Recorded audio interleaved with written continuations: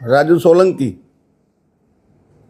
આજથી 2 વર્ષ પહેલાં જે ગણેશ ગોંડલ અને સંજુ સોલંકીનો જે ઝઘડો હતો એ ઝઘડામાં મેં 12 કલાક મથામણ કરી અને એફઆઈઆર દાખલ કરાવી ત્યારે એક પણ સમાજનો આગેવાન મારી સાથે નહોતો. એફઆઈઆર લઈ ગયા પછી સંપૂર્ણ રીતે સામૂહિક આત્મહત્યાનું મેં અલ્ટિમેટમ આપેલ કે ગણેશ ગોંડલની ધરપકડ ના થાય તો અમે આખો પરિવાર આત્મહત્યા કરશું. એ આત્મહત્યાના સામૂહિક આત્મહત્યાના પ્રેશરમાં આવી સરકારશ્રીએ ગણેશ ગોંડલની ધરપકડ કરી.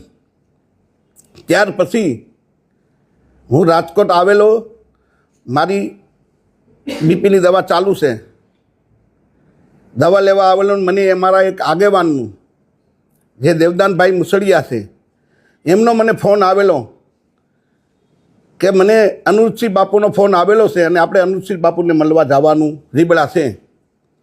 ત્યારે હું રાજકોટથી રિટર્ન રીબડાની નજીક હતો ને મને ફોન આવ્યો એટલે મેં કીધું હું અહીં રીબડાની બાજુમાં જ છું. ત્યારે યોગેશ ભાષા, પિન્ટુ બગડા અને દેવદાન મુસળિયા મને અનુરૂપસિંહ બાપુ પાસે લઈ ગયા. અનુરૂપસિંહ બાપુ પાસે લઈ ગયા અને મને એવું કીધું કે આપણે ગોંડલ જવાનું છે. જેમ જયરાજસિંહ જાડેજા ગોંડલ ગણેશ રીબડા આવ્યા અને અમારી આબરૂ કાઢી એમ આપણે જયરાજસિંહ બાપુની આબરૂ કાઢવા જવાની છે.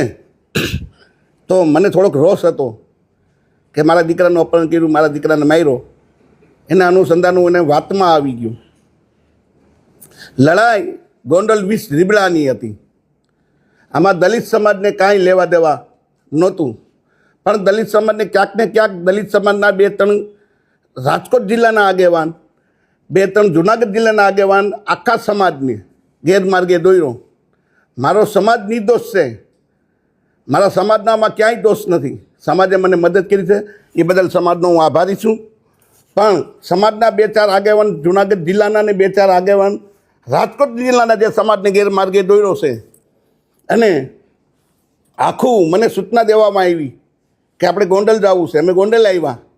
ગોંડલ આવી અને અમે જયરાજસિંહ બાપુની આબરૂ કાઢી અને જેમ અનુરૂપસિંહ બાપુએ કીધું પ્રમાણે મેં બોલ્યા એવું વર્તન કર્યું. એ વર્તન કર્યા પછી વિષય પૂરો થઈ ગયો કે હવે આપણે ભાઈ જે કરવું તે કરી લીધું. એની ધરપકડ થઈ ગઈ છે, જેલમાં આવી ગયા ગણેશભાઈ. આપણે જ્યાં આપણે એન્ટ્રી પાડીએ એવા દલિત સમાજની તંગડી આપણી ઊંચી રહી ગઈ. હવે આપણે વિષય પૂરો કરવાનો. પછી મને સૂચના આપવામાં આવી કે હવે આપણે ગીતાબાને રાજીનામું માંગવાનું છે. સમાજના આગેવાન દેવદાન મુસળિયા, આ ભાઈ યોગેશ ભાષા, એ મને સૂચના, અને દિનેશ પાત્ર અને રાજુ સખિયા આ મને સૂચના આપતા ગયા કે હવે આપણે ગાંધીનગર જવાનું છે. 2 લાખ બાઇકની મેં ચેલેન્જ કરી અને સમાજે મને સહકારે આપ્યો. સમાજ તૈયાર હતી જવા માટે. પણ ક્યાંક ને ક્યાંક ગેરમાર્ગે અનુરૂપસિંહ બાપુને સમાજના જે આગેવાન છે અમારા જુનાગઢ જિલ્લાના અને જે રાજકોટ જિલ્લાના 2-3 આગેવાન છે એને ગેરમાર્ગે આખા સમાજને દોર્યો અને ગીતાબાનું રાજીનામું માંગવાનું. અને ગીતાબા રાજીનામું આપ્યા પછી અનુરૂપસિંહ જાડેજાના દીકરાને ચૂંટણી લડાવવાની આવી રીતના ગેરમાર્ગે સમાજને દોર્યો અને મને પણ દોર્યો. એટલે હું એની વાતમાં આવી ગયો કે આપણા સમાજના આગેવાન છે. આ સંજુ સોલંકી છે, રાજુ સોલંકીનો દીકરો નથી. રાજુ સોલંકી 30 વર્ષથી સમાજ માટે લડાઈ કરે છે અને ગમે ત્યારે ધોયડો જાય, આધી રાતે જવાનું થાય તો રાજુ સોલંકી જાતો. એટલે મેં કીધું આ દીકરો રાજુ સોલંકીનો નથી, આ સમાજનો. સમાજ જે નિર્ણય કરે એટલે આખા સમાજને ગેરમાર્ગે દોરવાનું કામ આપણા સમાજના 2-4 આગેવાનું જુનાગઢ જિલ્લાના, 2-4 આગેવાનો રાજકોટ જિલ્લાના અને અનુરૂપસિંહ જાડેજાએ કર્યું છે. અને જ્યારે મારી પર ગુસ્સીટોક થઈ, મારે સમાજને પૂછવું જોઈએ, 100% પૂછવું જોઈએ. આ સમાધાન કર્યું છે મેં, તો મારે સમાજને પૂછવું જોઈએ. પણ ક્યારે કે સમાજે મને મદદ કરી તો 100% મારે સમાજને પૂછવું જોઈએ. હું જ્યારે જેલમાં ગયો, મારા આખા પરિવારને જેલમાં નાખી દીધા. જેલમાં નાખ્યા પછી સમાજના સૌથી પહેલાં ધોરાજી તાલુકાના યોગેશ ભાષાએ હાથ ઊંચા કર્યા કે મારે રાજુ સોલંકીને કાંઈ લેવા દેવા નહીં. બીજા નંબરે દેવદાન મુસળિયાએ ક્યાંક ને ક્યાંક સમાજ તો ત્યાર હતો. એક એવું મોટું આંદોલન થઈ રહ્યું હતું કે તમે ઊંડાકાંડને ભૂલી જાવ એવું મોટું જબરદસ્ત આંદોલન થાત તો રાજુ સોલંકી ક્યાંક ક્યાંક મોટો થાત. સમાજના આગેવાનો કપાતા હતા એટલે આંદોલન ના કર્યું. સમાજના લોકોને રોકવામાં આવ્યા કે આપણે આંદોલન નથી કરવું, આપણે કાંઈ નથી કરવું. રાજુ એના પાપે અંદર જેલમાં ગયો છે. મને મદદ ના કરી. મારી ઘરવાળી જાતિને આગેવાનોને પૂછતી કે ભાઈ મારા ઘરવાળાને મારા દીકરાને તમે આખું ગુજરાત જાણે છે કે રાજુ સોલંકી ઉપર ને રાજુ સોલંકીના પરિવાર પર ખોટી ગુસ્સી ટોક થઈ છે. આખો સમાજ જાણે છે. પણ ક્યાંક ને ક્યાંક સમાજના આગેવાનું વહીવટી તંત્રએ સેટિંગ કરીને અમને જેલમાં નાખવામાં આવ્યા. અને જેલમાં ગયા પછી સમાજના આગેવાનું જ અમારા જૂનાગઢ ડીવાયએસપીનું સન્માન કરવા હું કામે ગયા હતા ભાઈ તમે? કેમ કે આ જે જૂનાગઢના ડીવાયએસપી સાહેબને તમારા સંબંધી થાય છે? રાજુ સોલંકીને જેલમાં નાખ્યો એ બદલ સમાજના આગેવાનું જે આ કહેવાતા આગેવાનોનું હું નામ દઉં છું એ સન્માન કરો કે સાહેબ તમે બહુ સારું કર્યું, રાજુ સોલંકીને તમે જેલમાં નાખ્યું. તમે મને મદદ કરી હોત, મારા ઘરવાળાઓને 5 રૂપિયાની મદદ કરી હોત, 5 કિલો બાજરો નાખી હોત તો મારે 100% સમાજના આગેવાનોને પૂછવું પડે કે તમે મને મદદ કરી છે. હું જેલમાં ગયો તો મને જેલમાંથી બહાર કાઢ્યો છે. અમે મારા પૈસા આવ્યા, પણ લડાઈ રીબડા વીસ ગોંડલની હતી અને સમાજને આખાને ગેરમાર્ગે દોર્યો છે. આ સમાજના આગેવાનું અને અનુસિંહ બાપુનું કરેલું છે આ બધું. એમાં જયરાજસિંહ જાડેજા અને ગણેશ જાડેજા નિર્દોષ છે અને ખોટા આખા સમાજને ગેરમાર્ગે દોર્યા છે. કાંઈ બોલાઈ ગયું, જય ભીમ, નમો બુદ્ધાય, સમાજ મને માફ કરજો. તમે કહ્યું કે ખોટી ફરિયાદ થકી સમાધાન કર્યું છે કે શું છે? નહીં, ફરિયાદ ખોટી નહોતી. બનાવ થયો હતો. જે બનાવ થયો છે એ બનાવ થયો હતો, પણ એક રસ્તો કોઈ પણ ઝઘડાનું, કોઈ પણ ઝઘડો થાય તેનો રસ્તો એક સમાધાન છે. તો સમાધાન મને કોઈ પ્રેશરથી, કોઈ લાલચથી કે કોઈ દબાણથી મને કરે. રાજુ સખિયાનો એક ઓડિયો જોયો મેં હમણાં, વિડીયો. એમાં રાજુ સખિયા એમ કહીશ કે રાજુભાઈ સોલંકી 35 લાખ રૂપિયા ભાઈ અનુજસિંહ પાસેથી લેવા. તો જે તે સમયે જયરાજસિંહ બાપુ મારી બાજુમાં બેઠા છે. જે તે સમયે મને 2 કરોડ રૂપિયાની ઓફર હતી. તો હું 2 કરોડ લઉં કે 35 લાખ લઉં ભાઈ? પૈસા જ મારે જોતા હોય તો અનુજસિંહના 35 લાખ ના લો, જયરાજસિંહ બાપુના 2 કરોડ હું લઈ લઉં. આક્ષેપ કરવામાં આવ્યો છે કે મોટી રકમથી સમાજ 1 રૂપિયો લીધો નથી અને મારે પૈસાની જરૂરી નથી ભાઈ. સમાજ વિરોધમાં ગયો છે શું કે? નહીં, સમાજ વિરોધમાં નથી.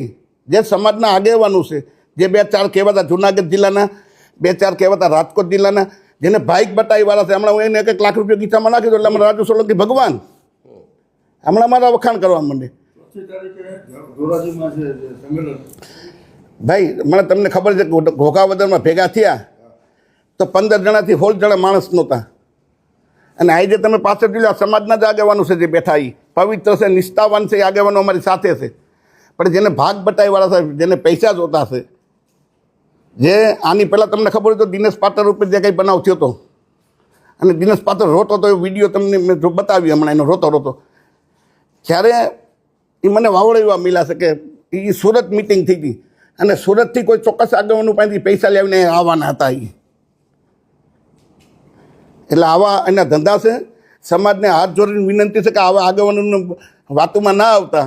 અને મારે પૂછવું જોઈએ સમાજને, પણ જ્યારે મને સમાજે મદદ કરી હોય તો મારે 100% પૂછવું જોઈએ. કોઈ સમાજના માણસ 1 કિલો તેલ મારે ઘેરે કે 1 કિલો બાજરો આપી ગયા હોય તો મને કે અમે 1 કિલો બાજરો કે 10 રૂપિયા રાજુભાઈને ઘેરે કે એના પરિવારને મદદ કરી છે તો મારે 100% પૂછવું જોઈએ. જનરલ અમારે 2 દિવસ અગાઉ મળવાનું થયું હતું, ત્યારે અમારે પ્રાથમિક ચર્ચા બધી થઈ. ચર્ચાના અંતે આજે મળવાનો અમારે ફરીથી નિર્ણય થયો.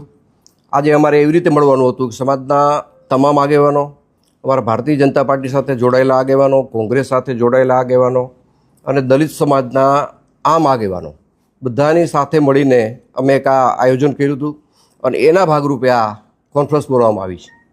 થોડા દિવસ પહેલા દલિત સમાજ દ્વારા જે ભોગાવદર ખાતે મિટિંગ યોજાણી હતી, જેને લઈને પણ આક્ષેપો કરવામાં આવ્યા. મારી દ્રષ્ટિએ મેં કોઈ આવી વાતો સાંભળેલી નથી, પણ આ આજુબાજુમાંથી મને એવી વાત મળેલી કે ભાઈ રાજુભાઈ સોલંકીએ કોઈ મોટા પૈસાનો સોદો કરીને સમાધાન કર્યું છે. તો હું સ્પષ્ટતા કરું છું કે આ સમાધાન બાબતે રાજુ સોલંકીએ 1 પણ રૂપિયો મારી પાસેથી લીધેલો નથી. એની હું નિષ્ઠાથી ચોખવટ કરું છું. રાજુ સોલંકીએ જરૂર મારી પાસે એક વાત રજૂ કરી છે, પણ એમાં રાજુ સોલંકીનો કોઈ સ્વાર્થ નથી. રાજુ સોલંકીએ મારી પાસે એ વાતનો પ્રસ્તાવ મૂક્યો હતો કે હું અમારા સમાજની ગરીબ દીકરીના સમૂહ લગ્ન કરવા જઈ રહ્યો છું. સમાજ પાસેથી મારે ફાળો લેવાની ઈચ્છા નથી. તમે મને આ સમૂહ લગ્નમાં ભોજન સમારંભના ખર્ચમાં તમારે મને મદદ કરવાની છે અને આ ભોજન સમારંભ તમારે મને કરાવી દેવાનો છે. અને એમાં મેં રાજુને હા પાડેલી છે. બાકી રાજુએ કોઈ રોકડા પૈસાની વાત, કોઈ સમાધાન પેટે સોદાની વાત રાજુ સોલંકીએ મને ક્યારેય કરેલી નથી. રાજુ સોલંકી ક્યારે 1 પણ પૈસાનો મારે વહીવટ થયેલો નથી. હું બધાને વિનંતી કરું છું કે આ પ્રકરણને અવળે રસ્તે દોરવા માટે, ગુમરાહ કરવા માટે જે વાતો સમાજની વચ્ચે મૂકવામાં આવે છે એમાં મૂળ મુદ્દો પૈસા છે. પૈસાની આ સમાધાનની અંદર કોઈ વાત નથી આવી, પૈસાનો કોઈ સોદો નથી. જે મારી અને રાજુ સોલંકીના પરિવાર વચ્ચેની જે ગેરસમજ હતી એ ગેરસમજ અમે સામે બેસીને દૂર કરી છે. મારે આ પ્રકરણમાં વધારે એવું કહેવું છે કે સમગ્ર પ્રકરણ જ્યારે બન્યું ત્યારે સામાન્ય ઉગ્ર બોલાચાલીનો મામલો હતો. આ મામલો વધીને 2 દિવસમાં બનાવ પછી પૂરો થવાનો હતો, પણ રીબડા અનિરુદ્ધે આખા પ્રકરણને ગેરમાર્ગે દોરવા માટે રાજુ સોલંકીને કાંઈ કીધું, સમાધાનનું કાંઈ આમ વાત કરી, આ તે વાત કરી, પૂરેપૂરા સમાજને ગુમરાહ કરવામાં જો મુખ્ય ફાળો કોઈનો હોય તો રીબડા અનિરુદ્ધનો રહ્યો છે. રાજુ સાથે બેઠા પછી મને ઘણી વાતની ખબર પડી કે આ પ્રકરણમાં રાજુ કંઈ દોષિત છે જ નહીં, અને આ પ્રકરણને અવળો રસ્તો ચીંધાડવા માટે, આખી વાતને ગુમરાહ કરવા માટે અને પ્રકરણને આખું ડાયવર્ટ કરવા માટે માત્ર ને માત્ર જો આમાં કોઈનો હિસ્સો હોય તો આ પ્રકરણને ગેરમાર્ગે દોરવામાં રીબડા અનિરુદ્ધનો હિસ્સો છે. રાજુ સોલંકીએ ક્યારેય પૈસાની વાત કરી નથી. રાજુ સોલંકીના પુત્ર જે મારી બાજુમાં બેઠો છે સંજય, એમને કોર્ટ સમક્ષ જે કાંઈ બનાવની હકીકત હતી એ હકીકત કોર્ટ સમક્ષ એને રજૂ કરી દીધી છે. વાત હવે પછીના કેસની છે. તમારા કેસની રીતે પણ સમાધાન થઈ ગયું છે, કાયદાની રીતે પણ સમાધાન થઈ ગયું છે, અને મૌખિક અમે બેઠા પછી એક પારિવારિક ભાવનાથી અમારી વચ્ચે આ સુખદ અંત આવ્યો છે. આ વસ્તુને કોઈ અવળે રસ્તે ન દોરે, કોઈ જુદી રીતે ન જોવે. રાજુ સોલંકી પણ ભોગ બનીને આવ્યો છે ત્યારે એને કોઈએ કાંઈ કરી દીધું નથી. અનિરુદ્ધે માત્ર ને માત્ર વાતું કરી છે. અનિરુદ્ધ તરફથી રાજુ જેલમાં ગયા પછી કોઈ જાતનો સહકાર મળેલો નથી. રાજુ